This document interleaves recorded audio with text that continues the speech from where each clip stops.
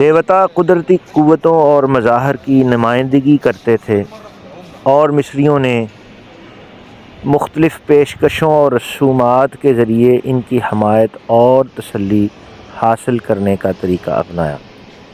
3100 قبل مسیح کے ارد گرد مصری ریاست کے قیام کے بعد ان کاموں کو سر انجام دینے کا اختیار فرعون کے پاس تھا، جس نے خود کو دیوتاؤں کا نمائندہ ہونے کا دعویٰ کیا تھا اور ان مندروں کا انتظام کیا تھا۔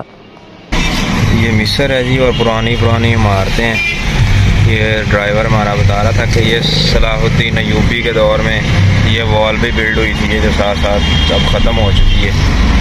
چبوترے بنائے ہوئے ہیں سر جی انہوں نے نا، لاہور کی طرح۔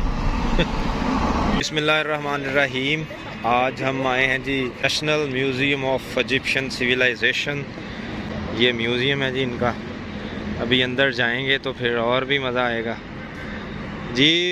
عمر بھائی کیسا فیل ہو رہا ہے؟ ثاقب بھائی جی چلیں جی، ماشاءاللہ کافی ہیوج میوزیم لگ رہا ہے جی، اور ساتھ میں لیک بھی ہے اس کے جی۔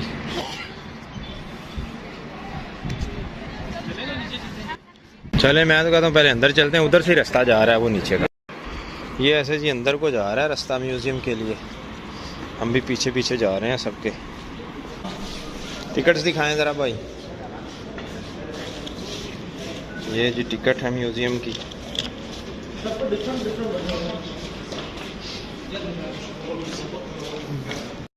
یہ ہم انٹر ہو گئے ہیں جی میوزیم میں، یہ ان کی ریسیپشن ہے۔ یہ ادھر جی یہ ٹکٹ سکین کریں گے اور پھر گزریں گے آگے۔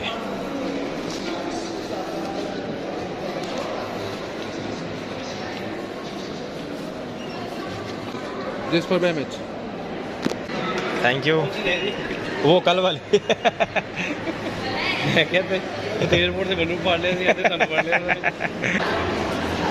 ادھر سے ہیں، سٹارٹ کرتے ہیں جی۔ قاہرہ میں مصری عجائب گھر مرکز میں واقع تحریر اسکوائر کے شمال مشرق میں واقع ہے۔ یہ دنیا کے سب سے بڑے عجائب گھروں میں سے ایک ہے اور مشرق وسطیٰ کا پہلا قومی عجائب گھر ہے۔ یہ دراصل مصری نوادرات رکھنے والی 5ویں عمارت ہے اور آج تک اس کی ایک طویل اور شاندار تاریخ رہی ہے۔ مصر میں مصری نوادرات کے لیے ایک میوزیم کا خیال محمد علی پاشا کو آتا ہے، جو 1805 سے لے کر 1848 تک مصر کا وائسرائے رہا۔ نوادرات کی سمگلنگ کو ختم کرنے کی کوشش کرتے ہوئے اس نے 15 اگست 1835 کو ایک حکم نامہ جاری کیا اور قاہرہ میں نوادرات کے لیے پہلا مصری میوزیم بنایا گیا۔ انہوں نے اعلان کیا کہ مصر سے نوادرات کی برآمد پر سختی سے ممانعت ہے اور یہ کہ تمام دریافتوں کو الازبیکیہ میوزیم میں منتقل کیا جانا ہے۔ 1851 میں عباس اول کے دور حکومت میں سارا مجموعہ الازبیکیہ سے قلعہ صلاح الدین کے ایک ہال میں منتقل کر دیا گیا، جہاں یہ صرف نجی زائرین کے لیے قابل رسائی تھا۔ تاہم 1854 میں زیادہ تر اشیاء آسٹریا کے تخت کے وارث آرچ ڈیوک میکسیملن کو پیش کی گئیں، جنہوں نے اپنے دورہ مصر کے دوران ان میں بہت دلچسپی ظاہر کی تھی اور اب ویانا کے کینسٹھیسٹورش میوزیم مصری مجموعے کے ایک بڑے حصے کی نمائندگی کرتے ہیں۔ قدیم مصری نوادرات کا ایک وسیع ذخیرہ یہاں پر موجود ہے۔ اس میں 1,20,000 آئٹمز ہیں اور بقیہ اسٹور رومز میں ہیں۔ قدیم مصری دیوتا اور دیویاں جن کی قدیم مصر میں پوجا کی جاتی تھی، ان دیوتاؤں کے ارد گرد عقائد اور رسومات نے قدیم مصری مذہب کا مرکز بنایا۔ دیوتا قدرتی قوتوں اور مظاہر کی نمائندگی کرتے تھے اور مصریوں نے مختلف پیشکشوں اور رسومات کے ذریعے ان کی حمایت اور تسلی حاصل کرنے کا طریقہ اپنایا۔ 3100 قبل مسیح کے ارد گرد مصری ریاست کے قیام کے بعد ان کاموں کو سر انجام دینے کا اختیار فرعون کے پاس تھا، جس نے خود کو دیوتاؤں کا نمائندہ ہونے کا دعویٰ کیا تھا اور ان مندروں کا انتظام کیا تھا جہاں رسومات ادا کی جاتی ہیں۔ فرعون قدیم مصر کے سربراہان مملکت اور مذہبی رہنما تھے۔ لیڈرز جیسے ہیٹشیپسٹ اور کلوپیٹرا، خاص طور پر ایک کامران حکمران تھا، لیکن اس کے بارے میں بہت سے نوشتہ جات اور یادگاریں اس کی موت کے بعد تباہ کر دی گئیں۔ شاید اس کی وجہ مستقبل کی خواتین کو فرعون بننے سے روکنا تھا۔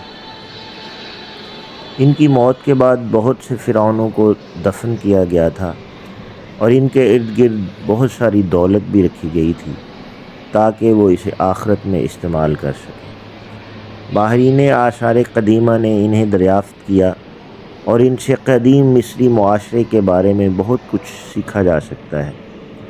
اس کی مثال 1922 میں جب ماہر آثار قدیمہ ہاورڈ کارٹر نے بادشاہ توتن خامن کی قبر دریافت کی تھی، جو اس وقت فرعون تھا اور صرف 19 سال کی عمر میں مر گیا تھا۔ ہیٹشیپسٹ مصر کے تخت پر بیٹھنے والی سب سے کامیاب خاتون فرعون تھی۔ ہیٹشیپسٹ نے 1478 قبل مسیح سے 1458 قبل مسیح کے درمیان حکومت کی۔ تھیٹموس فرعون مصر کے 18ویں خاندان کا وارث اور سابقہ فرعون ہیٹشیپسٹ کا سوتیلا بیٹا تھا۔ بادشاہ تھیٹموس دوئم کا اکلوتا بیٹا ہونے کی وجہ سے اس کی موت کے بعد اسے تخت سنبھالنا تھا، لیکن جب وہ بادشاہ بنا تو اس کی عمر صرف 2 سال تھی۔ رامسیس دوئم 19ویں خاندان کا تیسرا فرعون مصر کی نئی بادشاہت کے عظیم ترین فرعونوں میں سے ایک تھا۔ مصری اکثر اسے عظیم آباء و اجداد کہتے ہیں۔ کہا جاتا ہے کہ رامسیس کا ایک فاتح فوجی کیریئر تھا جس سے اس کی سلطنت کو بہت فائدہ ہوا۔ آمن ہاٹپ اس کی حکمرانی کو فنکارانہ شان اور خوشحالی کے طور پر یاد کیا جاتا ہے۔ وہ نواں فرعون تھا جس کا دور حکومت 1391 قبل مسیح سے 1353 قبل مسیح تک رہا۔ اس کے دور حکومت میں مصر کی معیشت پر بڑا اچھا اثر پڑا۔ صحت مند تجارتی تعلقات کی بدولت اس کے دور حکومت میں معیشت خوب پھلی پھولی۔ کلوپیٹرا قدیم مصر کی ملکہ اور آخری حکمران فرعون، وہ مقامی مصری نہیں تھی بلکہ مقدونیائی جنرل طولمی سوٹر کی بیٹی تھی۔ اس کا دور حکومت 51 قبل مسیح سے 30 قبل مسیح تک رہا، جس کے دوران اس نے خود کو ایک نامور رہنما ثابت کیا۔ سب سے مشہور فرعون بادشاہ توتن خامن ہے۔ وہ 9 یا 10 سال کی عمر میں تخت پر بیٹھا تھا، لیکن اس کا دور حکومت صرف 1332 قبل مسیح سے 1323 قبل مسیح تک ہی رہا۔ خوفو کو خنم خوفو کے نام سے بھی یاد کیا جاتا ہے۔ اس کا تعلق پرانی سلطنت سے تھا اور اس نے تقریباً 2599 قبل مسیح سے 2566 قبل مسیح تک حکومت کی۔ تھیٹموس دوئم مصر کے 18ویں خاندان کا چوتھا فرعون تھا۔ اس کا دور 1493 سے لے کر 1479 قبل مسیح کا ہے۔ اس کی لاش ہیٹشیپسٹ کے مردہ خانہ کے اوپر دیر البحری کیشے سے ملی تھی اور آج اسے قاہرہ میں مصری تہذیب کے قومی عجائب گھر میں دیکھا جا سکتا ہے۔ یہ فرعونوں کے مقبرے کا ایک دروازہ ہے۔ اخیناتن ایک قدیم مصری فرعون تھا۔ اس کا زمانہ 1351 قبل مسیح سے لے کر 1334 قبل مسیح تک کا ہے۔ ایمیننٹ سوئم اس کے نام کا مطلب امون یعنی سب سے آگے ہے۔ ایمیننٹ قدیم مصر کا ایک فرعون اور 12ویں خاندان کا چھٹا بادشاہ تھا۔ یہ سونے سے مزین ایک قدیم مصری تابوت ہے جسے نجدی مانگ تابوت کے نام سے یاد کیا جاتا ہے۔ مصری وزارت قدیمہ نے مختلف جگہوں پر کھدائی کر کے بے شمار قسم کے نوادرات دریافت کیے ہیں۔ یہ قدیم زمانے کے ایک گنبد کا ایک ٹکڑا ہے، یہ کچھ لیمپس رکھے گئے ہیں۔ آپ عجائب گھر کے ایک کونے سے لے کر دوسرے کونے پر چلے جائیں تو ہر ایک چیز آپ کی توجہ کو کھینچتی ہے، ہر ایک چیز انوکھی اور منفرد ہے، ہر چیز کے ساتھ ایک خاص تاریخ جڑی ہوئی ہے۔ سائنسدانوں کی ایک ٹیم نے تقریباً 3500 سال قبل زندگی گزارنے والے آمنحوتب اول نامی فرعون کی ممی کو کامیابی سے ڈیجیٹل ٹیکنالوجی استعمال کرتے ہوئے کھول دیا ہے۔ کچھ عرصہ قبل ماہرین کو کھدائی کے دوران انتہائی محفوظ اور مضبوطی سے بند لکڑی کے 59 تابوت ملے تھے۔ ان تابوتوں کو 2500 سال قبل دفن کیا گیا تھا۔ بہت ساری جگہوں پر ابھی تک ریسرچ ہو رہی ہے اور بہت کچھ دریافت ہونا ابھی باقی ہے۔ اب ہم رائل ممیز کے ڈپارٹمنٹ میں جا رہے ہیں۔ اس ڈپارٹمنٹ میں رائل ممیز کی تصاویر لینا قانونی طور پر منع ہے، اس لیے ہم نے احتیاطاً ویڈیوز نہیں بنائیں۔ ان سکرینوں پر ممیز کے بارے میں انفارمیشن درج ہے، اس وقت کے جو رسم الخط تھے اس کے بارے میں انفارمیشن دی گئی ہے۔ اس ڈپارٹمنٹ کو بھی باقی میوزیم کی طرح بہت ہی خوبصورت انداز سے بنایا گیا ہے۔ اس پر بڑی بڑی سکرینیں لگائی گئی ہیں۔ مختلف فرعونوں کی وجہ شہرت اور ان کے زمانے میں ہونے والے فلاحی کاموں کے بارے میں انفارمیشن درج ہے۔ فرعونوں کے ساتھ دفن کیے گئے خزانے اور دیگر معلومات بھی یہاں سے دیکھی جا سکتی ہیں۔ غرض یہ کہ مصریوں نے اپنی تہذیب کے ہر پہلو کو یہاں پر اجاگر کرنے کی کوشش کی ہے۔ اس وجہ سے اس میوزیم کو ہم دور جدید کا ایک منفرد اور بہت ہی خوبصورت میوزیم قرار دے سکتے ہیں۔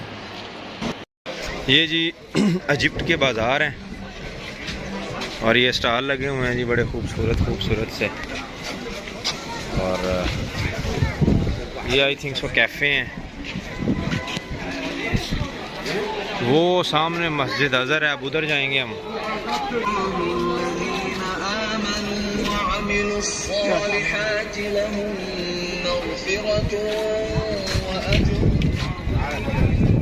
یہ جو وہ بیلی ڈانس نہیں کرتی وہ انہوں نے پہنے ہوتے ہیں ایسے ڈریس۔ یہ کیفے ٹائپ ہی بنے ہوئے ہیں، ہے نا؟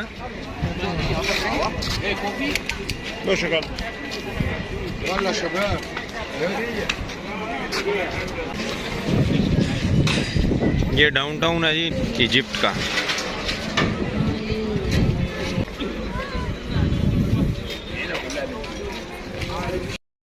الحسین اسکوائر میں واقع الازہر مسجد، جو قاہرہ کے قیام کے فوراً بعد 972 عیسوی اور 361 ہجری میں ایک پورٹیکو انداز میں قائم کی گئی تھی، اصل میں فاطمی جنرل گوہر قنوقبے نے ڈیزائن کیا تھا۔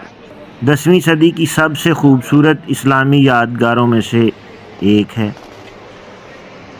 اسے حضرت محمد صلی اللہ علیہ وآلہ وسلم کی بیٹی حضرت فاطمہ الزہرا کے نام پر تعمیر کیا گیا ہے۔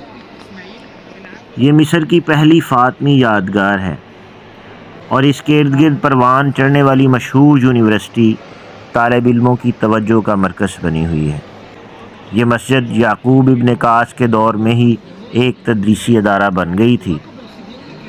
اب یہ دنیا کی قدیم ترین یونیورسٹی ہے، جہاں پہلا لیکچر 975 عیسوی میں دیا گیا تھا۔ آج مسجد کے ارد گرد بنائی گئی یونیورسٹی مسلم اسکولوں میں سب سے زیادہ باوقار ہے اور اس کے طلباء اپنی روایتی تربیت کے لیے انتہائی قابل قدر سمجھے جاتے ہیں۔ یہاں کبھی 10,000 طلباء پڑھتے تھے، آج یونیورسٹی کی کلاسیں ملحقہ عمارتوں میں چلائی جاتی ہیں اور مسجد نماز کے لیے مختص ہے۔ یونیورسٹی میں دینی علوم کے ساتھ ساتھ طب، سائنس اور غیر ملکی زبانوں کے جدید مکاتب بھی شامل کیے گئے ہیں۔ امام حسین مسجد، جسے جامعہ سیدنا حسین بھی کہا جاتا ہے، یہ ایک مسجد اور مقبرہ ہے جو اصل میں 1154 میں تعمیر کی گئی تھی اور 1874 میں اس مسجد کی اثر نو تعمیر کی گئی۔ یہ مسجد قاہرہ میں مصر میں خان الخلیلی بازار کے قریب الحسین کے نام سے مشہور علاقے میں واقع ہے۔ اسے مصر کے مقدس ترین اسلامی مقامات میں سے ایک سمجھا جاتا ہے۔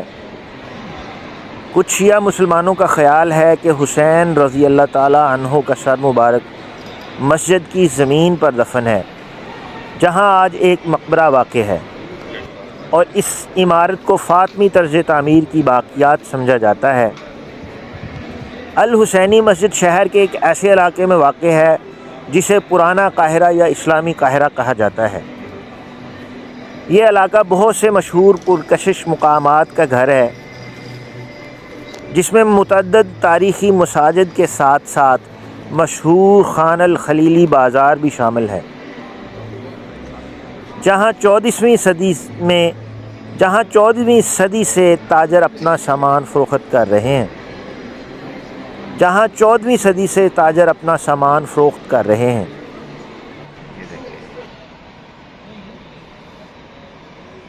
ماشاءاللہ ماشاءاللہ ماشاءاللہ۔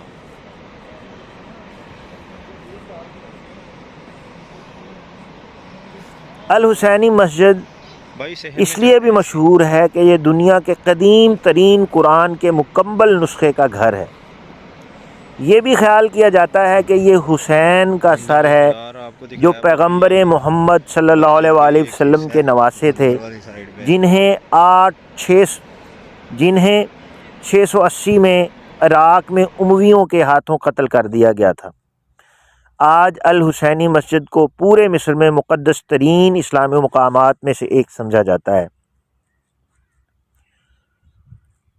اس کی مذہبی اہمیت اور اس کے قدیم ورثے کی وجہ سے مسجد میں اکثر غیر ملکی معززین اور دنیا بھر سے دیگر مسلم زائرین آتے ہیں۔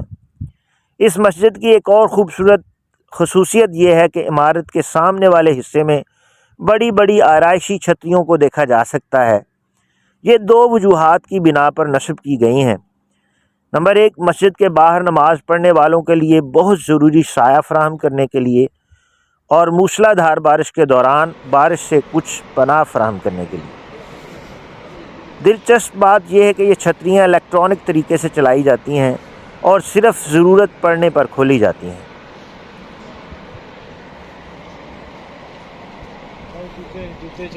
اصل الحسین مسجد دراصل ایک قبرستان کے اوپر تعمیر کی گئی تھی جس میں فاطمی خلفاء کو دفن کیا گیا تھا، حالانکہ یہ صرف اس وقت سامنے آیا جب کھدائی کی جا رہی تھی۔ فاطمی عقائد کی بنیاد پر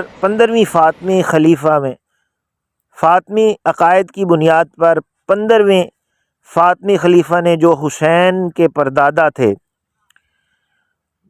جو حسین رضی اللہ تعالی عنہ کے پردادا تھے، ان کے سر کی تدفین کی جگہ کا سراغ شام میں ایک ایسی جگہ پر لگایا جہاں تقریباً 2.5 صدیوں تک دفن پڑا تھا۔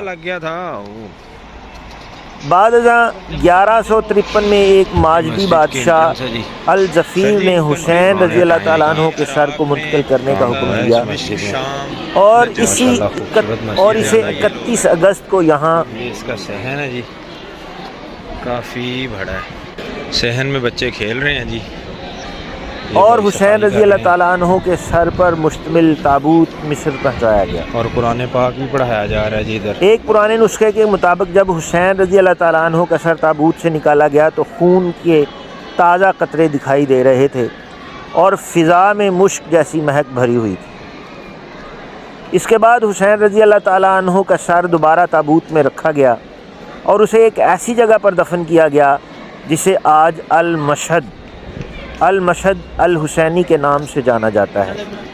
اسی مقام پر 13 دیگر فاطمی اماموں کو بھی دفن کیا گیا تھا۔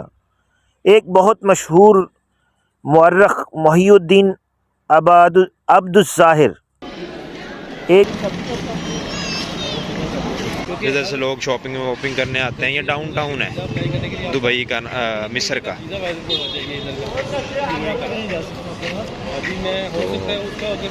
اوور آل اچھے ادھر مین یہ اچھی شاپس وغیرہ ہیں کپڑوں کی، جوتوں کی، ٹھیک ہے۔ اور یہ بک اسٹال بھی لگے ہوئے ہیں ایسے ہی جیسے پاکستان اردو بازاروں میں اکثر آپ کو دیکھنے کو ملتے ہیں۔ یہ آئس کریم شاپ ہے ادھر، ٹھیک ہے۔ لے جی آئس کریم بننے لگی ہے جی پاکستان میں جی ثاقب بھائی، اس کو توا آئس کریم کہتے ہیں جی۔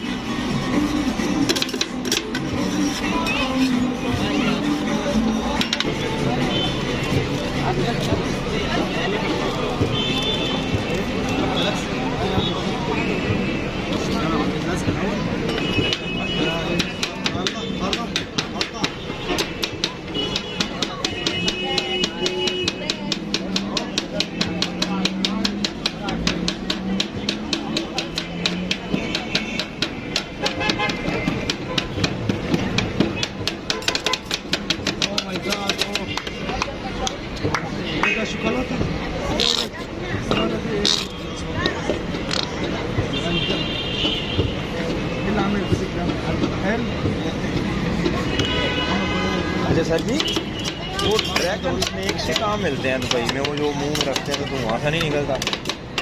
دبئی مول ملتے ہیں۔ لا معايا واحد اول بعد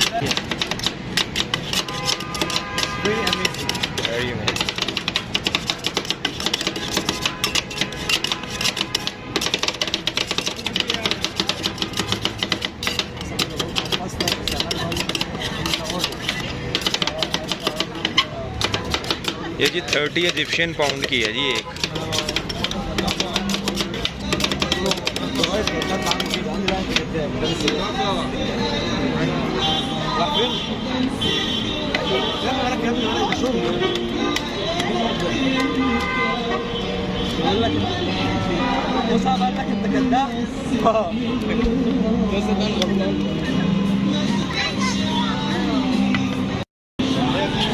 اب جی یہ بنانا والی بننے لگی ہے، فروٹ والی۔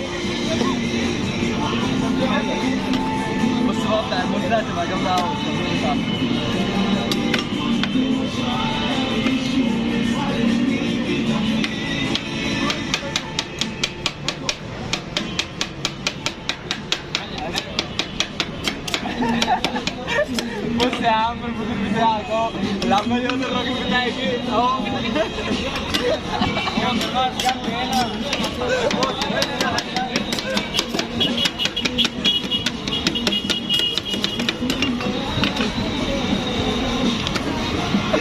یہ اسٹرابری کا ہے، یہ اسٹرابری ہے۔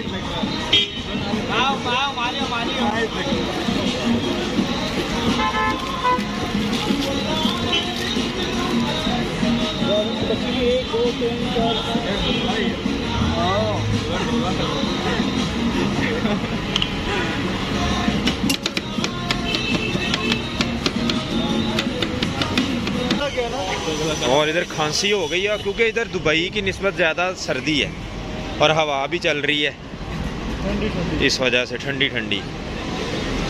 تو